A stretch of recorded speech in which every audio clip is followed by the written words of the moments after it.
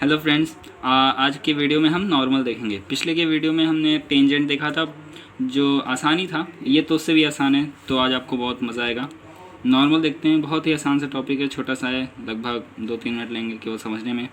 उसके बाद आप प्रैक्टिस करिएगा क्वेश्चन की, तो और आपका कॉन्सेप्ट क्लियर हो जाएगा। ये मान लेते हैं एक सर्कल है, ये इसका सेंटर है।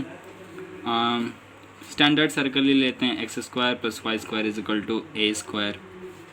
मतलब ये 0,0 पर इसका सेंटर है और इसका रेडियस a है। इक्वेशन से पता चल रहा है।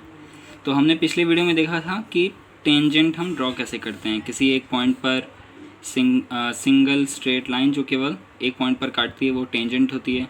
अब अगर इसी लाइन के एक परपेंडिकुलर लाइन हम ड्रॉ करें तो उसको हम नॉर्मल बोलते हैं। नॉर्मल का मतलब भी होता है परपेंडिकुलर।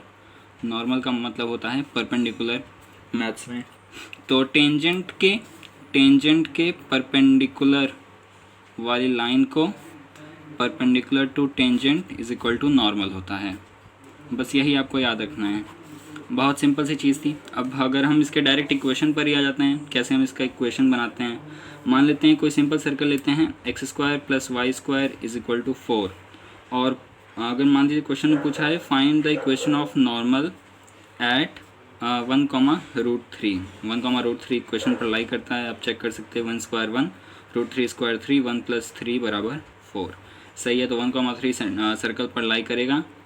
अब इस पे पूछा है कि नॉर्मल का इक्वेशन बताइए। अब पहले हम इसका प्रोसीजर हाउ टू डू देख लेते हैं। ये मान लेते हैं एक सर्कल है, x² + y² = 4, रेडियस 2 क्योंकि 2 का स्क्वायर 4 और 0,0 पर सर्कल का सेंटर। अब 1,√3 यहाँ कहीं आना चाहिए। यहाँ पर एक नॉर्मल ड्रॉ करना। ये मान लेते हैं टेंजेंट है, तो इसके परपेंडिकुलर वाली लाइन नॉर्मल होगी। ये हमेशा याद रखिए कि नॉर्मल सेंटर से ज़रूर पास होगा सर्कल का। एक प्रॉपर्टी होती है सर्कल की। सर्कल का किसी भी पॉइंट पर टेंजेंट हमेशा उसके सेंटर से पास होता है। ये है टेंजेंट और ये हो गई नॉर्मल। हमको नॉर्मल के लिए सबसे पहले टेंजेंट का स्लोप निकालना होगा और उसके स्लोप को हम अगर -1 स्लोप ऑफ टेंजेंट कर देंगे तो वो नॉर्मल का स्लोप होगा। क्योंकि हम जानते हैं दो परपेंडिकुलर लाइंस के स्लोप का प्रोडक्ट -1 होता है। तो अगर हम टेंजेंट का मान लेते हैं m1 टेंजेंट का स्लोप है, तो m नॉर्मल हो जाएगा -1/m टेंजेंट। m मतलब स्लोप है यहाँ। तो बहुत ही आसान है। अब बस हमें टेंजेंट का स्लोप चाहिए, उसका परपेंडिकुलर के लिए हम -1 स्लोप ऑफ टेंजेंट कर देंगे। और इसी पॉइंट पर ये x1, y1 अगर होगा तो इसी पॉइंट पर हम इक्वेशन फॉर्म कर लेते हैं। तो आगे देखते हैं ये कैसे होता है। तो ये रहा हमारा सर्कल। पूछा गया था 1,√3 पर नॉर्मल की इक्वेशन। अब अगर ये टेंजेंट है तो हम टेंजेंट की इक्वेशन जानते हैं, x(x1) + y(y1) = r²। अगर इक्वेशन ऑफ सर्कल है x² + y² = r², तो टेंजेंट हो जाएगा x(x1) + y(y1) = r², जो कि t = 0। हम पिछले वीडियोस में डिस्कस किए हैं। x1 की वैल्यू 1 है, y1 की वैल्यू √3 है। क्वेश्चन याद ही होगा आपको। तो इक्वेशन ऑफ टेंजेंट होगा x1 + y√3 = 4, क्योंकि हमारा इक्वेशन था सर्कल का x² + y² = 4। तो टेंजेंट की इक्वेशन हो गई x + √3y = 4। अब हम स्लोप जानते हैं ax + by + c = 0 का स्लोप होता है -a/b। तो अगर इससे कंपेयर करें तो a की वैल्यू यहाँ 1 है, b की वैल्यू √3 है। तो m ऑफ टेंजेंट है -1/√3। और हम जानते हैं slope of tangent into slope of normal = -1, क्योंकि tangent is perpendicular to normal. तो m नॉर्मल मतलब slope of normal = -1/m tangent, और m टेंजेंट -1/√3 है। -1/√3 = +√3। तो हमारे पास आ गया m normal = +√3।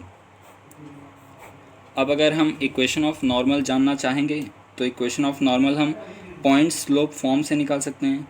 Equation of lines हम किन तरीक़ों से निकाल सकते हैं, ये तो आपको मालूम ही होगा, हाई स्कूल में या 11th में पढ़ाया जाता है।